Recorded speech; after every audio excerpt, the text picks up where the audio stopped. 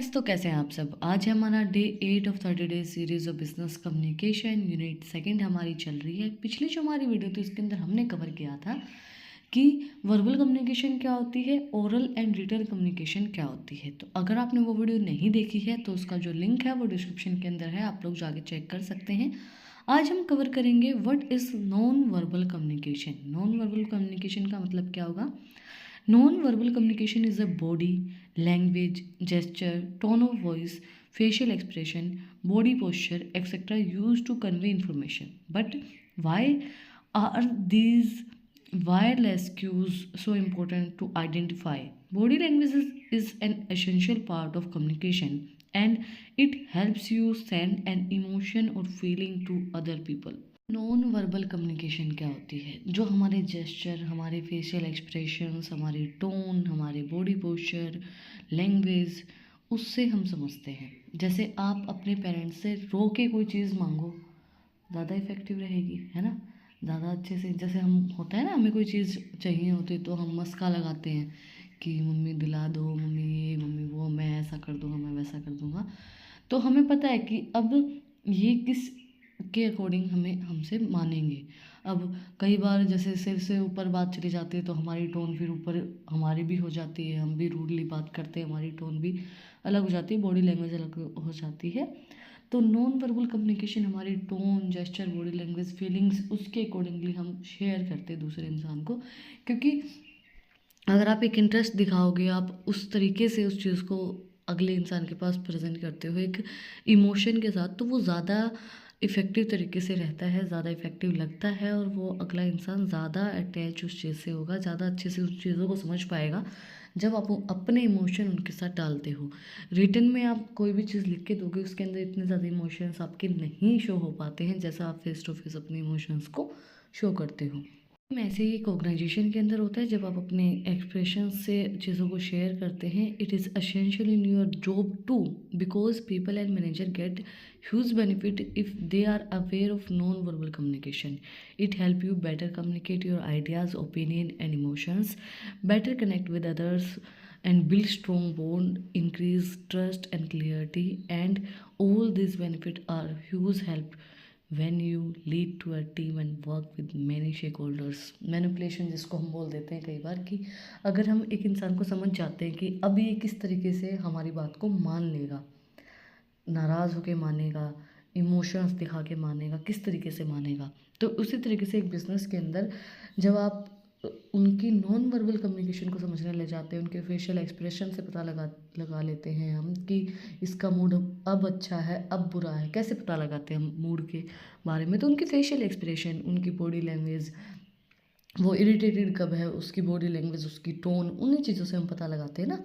तो वो आपके लिए बेनिफिशियल रहती है एक अच्छा कनेक्शन बनाने के लिए, लोगों से कम्युनिकेट करने के लिए, उनसे रिलेट करने के लिए, अपने इमोशंस को शेयर करने के लिए और उनसे एक अच्छा बॉन्ड बनाने के लिए, ताकि फिर आपको जब भी कोई भी काम करना पड़े, लीड करना पड़े, आपको किसी की ज़रूरत पड़े, तो वो इंसान आपकी हेल्प कर पाए.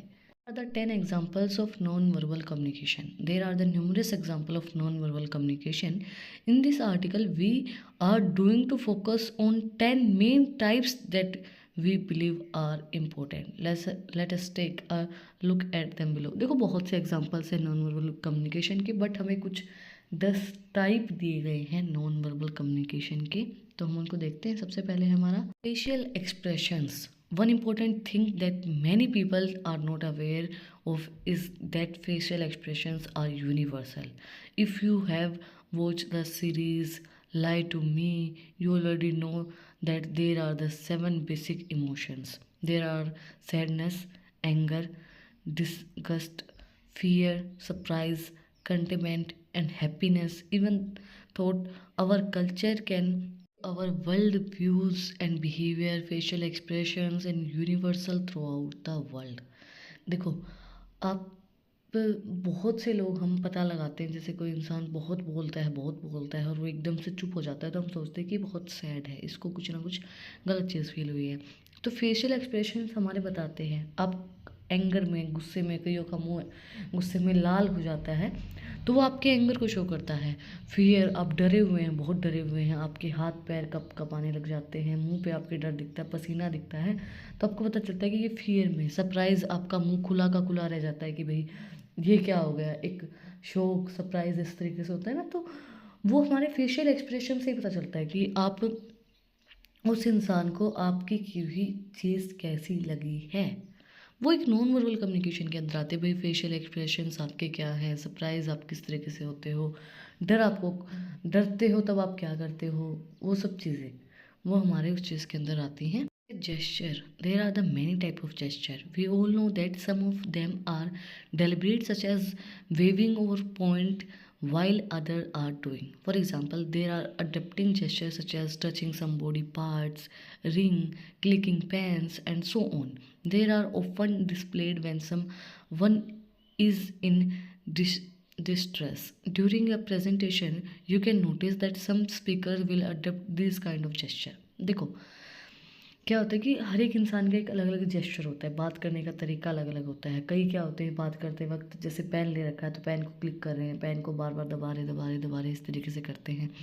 या कई अपने बॉडी पार्ट्स को टच करते हैं कि भाई जैसे सिर में हाथ घुमाना कि क्या है इस तरीके से। तो वो जेस्चर उनके मतलब जब वो कोई भी काम कर रहे हैं उनको ये कहते हैं ना, काम करने का ढंग हम बोल सकते हैं, काम करने का तरीका कि वो किस तरीके से काम करते हैं। वो काम करते तो क्या चीज़ वो अलग करते हैं, कहते हैं ना कि ना उनकी वो चीज़ अलग थी, वो इस तरीके से काम करते हैं, वो इस चीज़ को यूज़ करते हैं, या फिर वो अलग अलग चीज़ें जो होती हैं वो जेस्चर के अंदर आती हैं। वो एक नॉन वर्बल कम्युनिकेशन होता है। हर एक इंसान का एक अलग अलग जेस्चर होता है, अलग अलग काम करने का तरीका होता है। आपने देखा भी होगा कई लोग बात करते वक्त अपनी अंगूठियों को घुमाते रहते हैं, तो वो उनका जेस्चर है, उनकी आदत हो जाती है। Posture and movements are the key factors of body language. Must people will adopt confronting behaviour और actions during the stressful moments. Posture and movements can tell you how someone is feeling. For example, an arm closed posture sends the message that you are not open to new ideas or solutions. Or the leg crossed posture is known as the posture of defense and defensiveness. Posture and movement send information about attitude. Posture आपकी body का और आपकी movements आपके attitude को बताते हैं कि आपका कितना एटीट्यूड है, किस तरीके का एटीट्यूड आप लोग रखते हैं। कि भाई आपने अगर आर्म्स क्रॉस करके बैठे हो आप, तो आप कोई भी नए आइडियाज़ के लिए रेडी नहीं रहेंगे। और अगर आप पैरों को क्रॉस करके बैठे हो तो डिफेंसिव मोड में है, आप डिफेंस कर सकते हैं किसी भी बात के लिए। मतलब आपके पोस्चर को बताती है वो चीज़। अब मैं पता है क्या सोच रही हूँ, मैंने दोनों पैर क्रॉस करके बैठी हूँ तो मैं डिफेंसिव मोड में हूँ, पता नहीं भाई। तो पोस्चर और आपके मूवमेंट्स आपके एक बिहेवियर को डिफाइन करते हैं कि आप अभी किस तरीके से बिहेव करेंगे। आप रिलैक्स होकर बैठते तब बिल्कुल हम बाहें फैला के बैठते हैं ना, बिल्कुल रिलैक्स कि हाँ अब मैं रिलैक्स हूँ, तो वो आपका पोस्चर होता है कि नाउ यू आर रिलैक्स। आप स्ट्रेस में होते हैं, आपकी हेडेक होती है, हम हेड डाउन करके बैठ जाते हैं, तो वो आपका बताता है कि ये अभी स्ट्रेस में, कोई सी टेंशन में या दुखी है।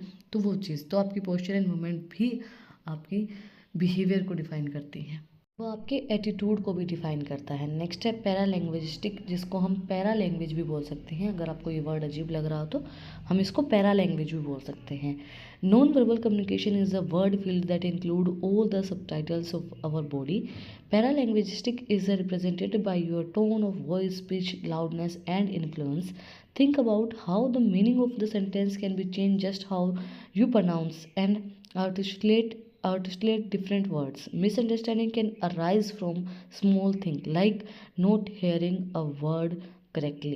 पैरा लैंग्वेजिस्टिक जो है वो आपकी आवाज़ की टोन, उसकी लाउडनेस, उसकी जो पिच है उसको डिफाइन करता है। जैसे कई बार क्या होता है कि हम कोई भी बात सुन लेते हैं, उसका वो वर्ड अलग होता है और वो वर्ड हमने ध्यान से नहीं सुना तो हम कुछ और समझ जाते हैं, उससे हमारी मिसअंडरस्टैंडिंग हो जाती है ना। कई बार होती है ना कि हम बोलना कुछ चाहते हैं और हमारे मुंह से निकल कुछ जाता है, या फिर प्रोनाउंसिएशन गलत हो जाती है कई बार हमसे, है ना, हो जाती है, इंसान है, कई बार गलतियाँ हो जाती हैं।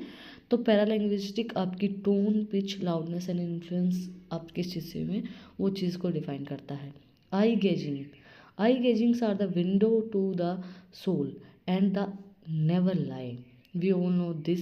Eye contact is used in a conversation by everyone because it help you gather information. It also help you get a feedback from the environment and notice the body language of your intra lotus. देखो simple सी चीज़ बताती हूँ, बहुत बोलते हैं ना कि तेरी आंखें बोल रही हैं तू झूठ बोल रहा है।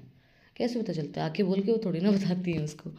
अब हम क्या होता है कि जैसे आप सभी ने ये चीज़ नोटिस की होगी, हम क्लास में जब थे स्कूल टाइम में, तो तब हम जब पढ़ते थे, तो जब हम कोई झूठ बोल रहे हैं या फिर हमसे कोई क्वेश्चन पूछा गया और हम ऊपर देखने जाते हैं, हाँ इज़ दैट ऐसे, तो वो क्या होता है, वो हमें आता नहीं है। मतलब हम ये चीज़ दिखाते हैं कि हमें आता ही नहीं है।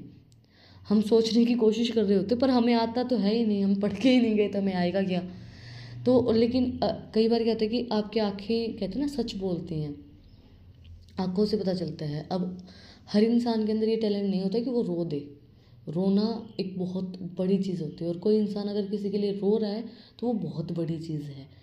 तो वो आंखें उसके आंसू बयां करते हैं कि भाई वो इंसान उस इंसान के लिए कितना फील कर रहा है, कोई भी इंसान के लिए।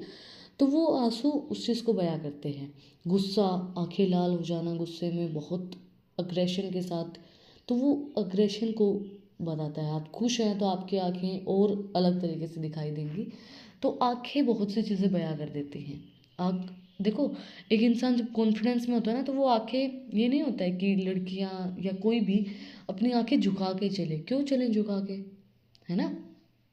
जब आप एक कॉन्फिडेंस में होते हो, आपके पास, आपको ये पता है कि हाँ मेरे अंदर पूरा कॉन्फिडेंस है, चाहे कुछ भी हो जाए चाहे, तो तब आपकी जो आंखें होंगी ना वो बहुत अलग होंगी। जब आप कॉन्फिडेंस में नहीं हो, आपको ये कि यार क्या होगा कि, तो आप है ना इधर उधर देखते हुए ऐसे ही थोड़ा सा उस तरीके से चलोगे, आप किसी के साथ नज़रें नहीं मिलाओगे।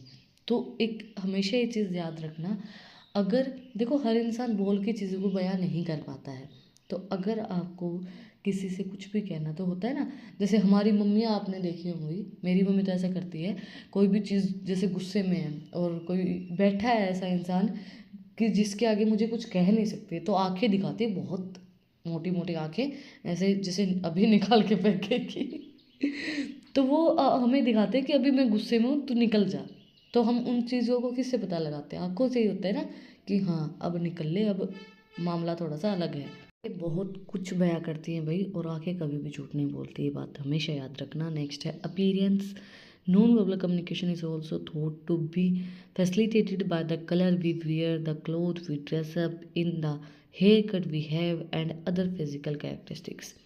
Research note the psychological of the color show the different color can evoke different emotions. Psychological reactions, judgment and conclusion can be influenced by the appearance. आप किस तरीके के दिख रहे हैं वो भी आपकी बहुत अफेक्ट करती है कि भाई आपने किस तरीके के कपड़े पहन रखे हैं, हेयर कट कैसा, फिजिकल कैरेक्टरिस्टिक्स आपकी कैसी हैं, आप मोटे हैं, पतले हैं, काले हैं, गोरे हैं, वो सब चीज़ें आपकी अफेक्ट करती हैं जब आप किसी के साथ बात करते हैं। क्योंकि लोग बहुत जज करते हैं कि भाई काला है ना, मोटा है, कितना मोटा है, चाहे कुछ भी कह दो कि भाई बॉडी शेमिंग होती है, ये सब चीज़ें होती है, बट लोग करते हैं, हर इंसान करता है।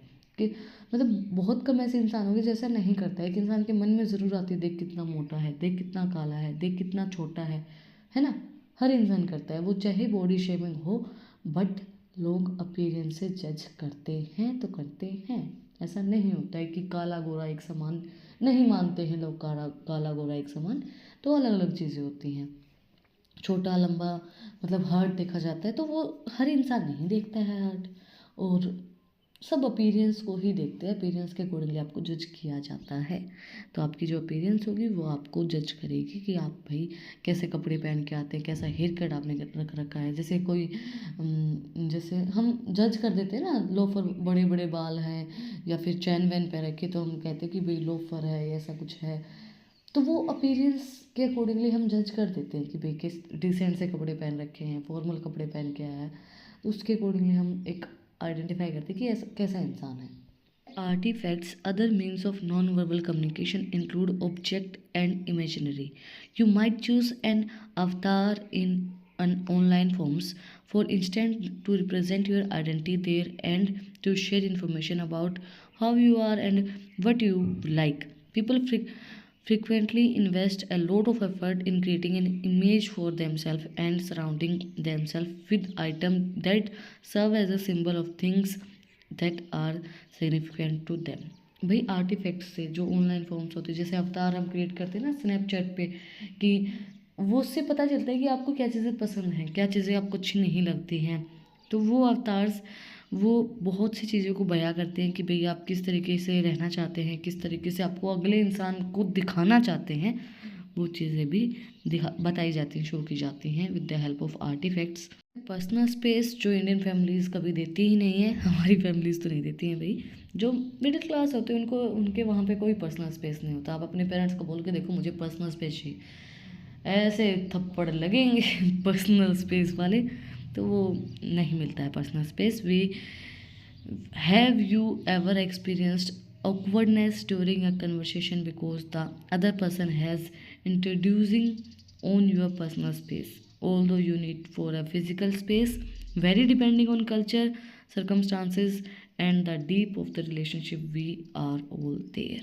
देखो हम कई बार ऑकवर्ड हो जाते हैं जब हमें ये लगता है कि दो कपल बैठे हैं, एक लड़का एक लड़की बैठे हैं और हम वहाँ चले गए हैं, हम अपने दोस्त के साथ कहीं पे चले गए, तो हमें ये होता है कि यार इनको पर्सनल स्पेस हमें देना चाहिए। ऑकवर्डनेस हो जाती है कि यार ये खुल के बातें नहीं कर पा रहे हैं, खुल के बयान नहीं कर पा रहे हैं, तो वो चीज़ें होती हैं कई बार। तो वो पर्सनल स्पेस होना चाहिए, मिलना चाहिए लोगों को, पर नहीं मिलता है कई बार। ये डिपेंड करती है कल्चर के ऊपर। जैसे फॉरेन में मिलता है पर्सनल स्पेस, बच्चे को 18 का होते ही बाहर निकाल देते हैं, जब अपने पर्सनल स्पेस को जी। तो हमारे इंडिया में तो ऐसा कुछ नहीं होता है। वैसे सर्कमस्टांसिस के अकॉर्डिंगली होता है या फिर आपकी रिलेशनशिप के अकॉर्डिंगली होता है, तो वो सब चीज़ें होती हैं भाई। कई बार सर्कमस्टांसिस ऐसे होते हैं, जैसे हस्बैंड वाइफ है, उनको एक अपनी बहन का किसी का बच्चा ले जाना पड़ जाता है या भाई का, कि अब इसको ले जा, तुम दोनों भी घुमाओ, ये भी घुमाएगा।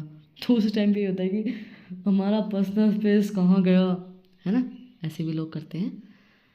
तो एनीवे हम अपने टॉपिक पे आते हैं। नेक्स्ट है visual communication. Visual communication is a form of professional communication that relies on the visual aids. For instance, we use a red sign of significant danger, a skull between two pieces of bone arranged crosswise of the symbolize hazard, and an image of the cigarette with a cross on the imply no smoking. No smoking.